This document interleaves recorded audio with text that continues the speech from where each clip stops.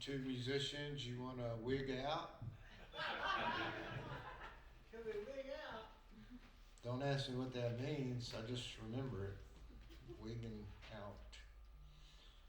But y'all are welcome to just really let go with this. Don't restrain yourself.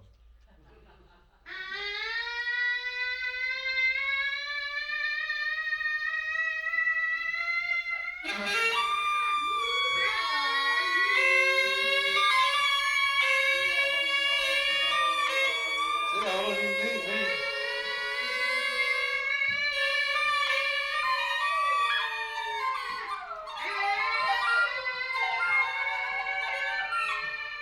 Bird and Diz. Bird and Diz. Bird and Diz. Bird and Diz were the acknowledged leaders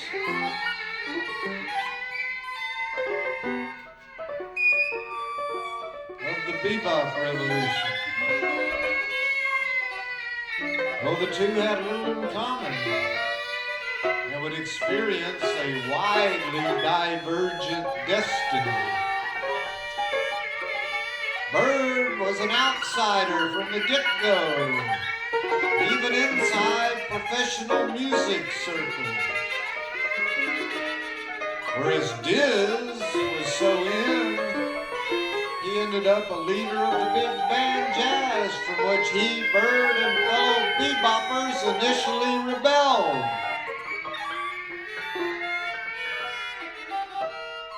Diz got his start playing with Cab's band, but soon grew bored with the swing style, which was going out of fashion, especially among the young hip players.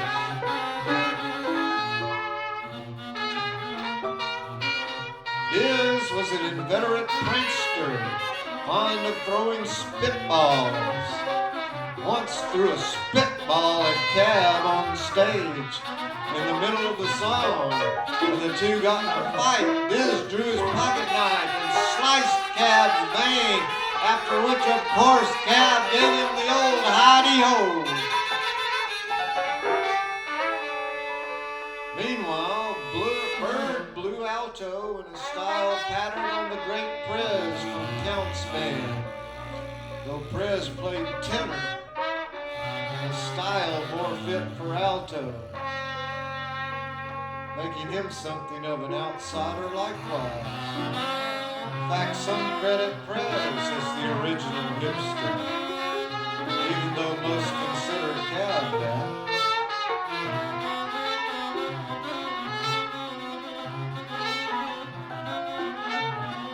As a youngster, Bird blew so bad. Bird blew bad. Bird blew so bad he was booed off stage by fellow players.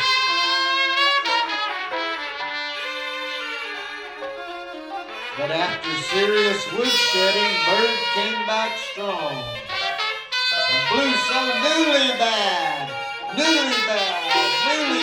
would drive the revolution soon to come. Evolution of the revolution, a bit murky here, though a consensus of historians claim there's no such intent, or that the youngsters were simply bored and looking for whatever came next.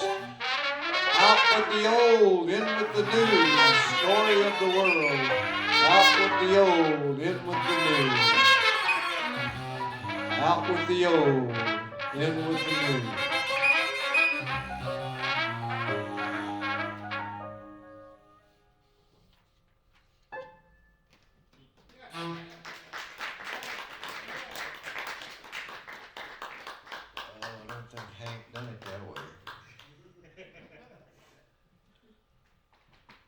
Ballad of the Beat Generation.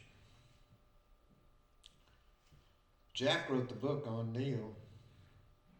Though in the book, they're not called Jack and Neil, rather Dean and Sal.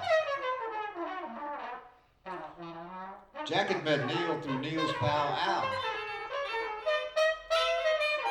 Al wrote the book that brought the poets together when he first read the book at the famous San Francisco Sixth Gallery reading in 1955. Jack named the book that Al wrote. Jack also named the famous book written by Al's pal Bill. Bill's book was deemed obscene. Couldn't get printed. Got busted.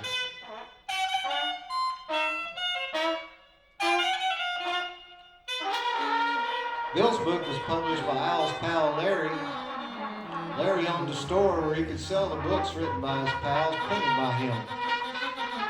Larry had been in attendance that night at the Sixth Gallery, during which Jack had met Larry's pal Gary. Jack wrote his next book on Gary, though in the book he is not called Gary, rather Jaffe.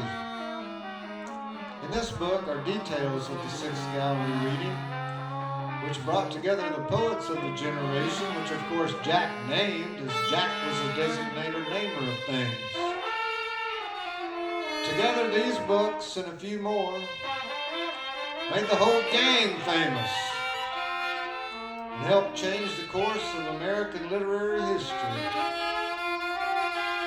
Though today I doubt your average Joe could name 5 Beat Generation poets.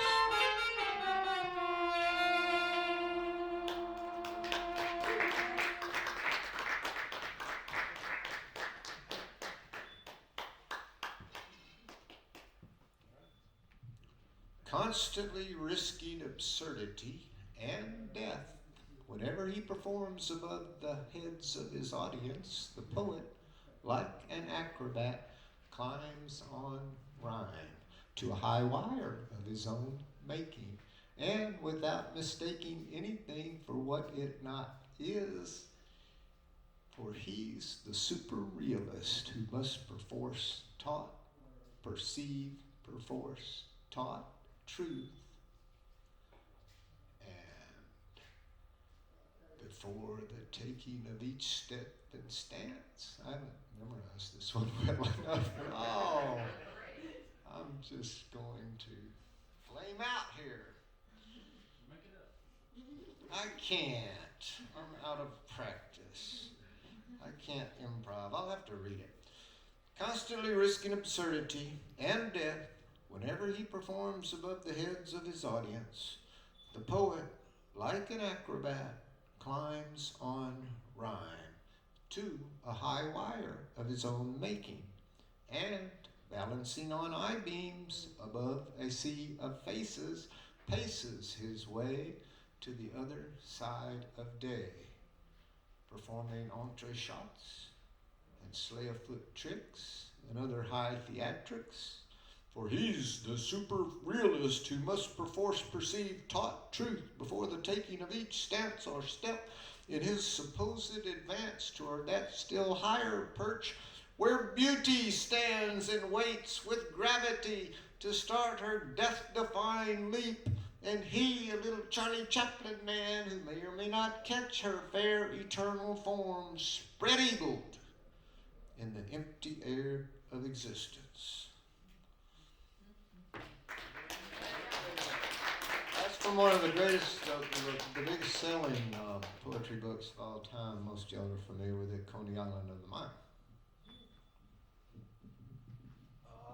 Let's see, where are we at? Anybody wants to do something, now's your chance. We're in San Francisco, Bob Kaufman, one of the,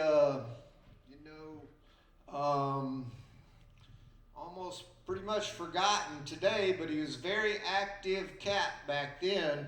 He lived a really interesting life, a New Yorker who ended up in San Francisco, black guy, African-American, merchant marine veteran. But he's an authentic jazz poet. I have a couple of them I could read, but I don't know. He had kind of a tragic end. And it's interpreted 2 different ways. He quit talking to anybody in 1963 after Kennedy's assassination. Some people say he took a vow of silence because he was just so disenchanted with American politics, and some people say he just was so burnt out on speed that he couldn't talk. So, Momkoff. Jack Michelin is another one who's associated with the Beats, also an East Coast guy who came to San Francisco. He's in there. Back in New York, Kenneth Koch and Larry Rivers. Rivers was a painter, abstract expressionist, and he was also a saxophone player. So these two got together and just started doing some readings as kind of a spoof on the beatnik scene and beat poetry, but it was kind of real popular. So then they got serious and actually did some pretty good stuff and had a good sound. So Ken Nordine, I can't remember exactly where he's from, but he made a lot of records in the 50s and 60s. He had a real good voice. I think he was a television or radio personality, so he had a great voice. He did a number of very popular records in the 60s. Ed Sanders, you rock and rollers will know him as one of the members of the Thugs. So he's more of a rock and roll poet than a jazz poet, but he's a real interesting guy and wrote a book called Tales of Beatnik Glory that really will enlighten you as to what it was really like back then. I could read some of it.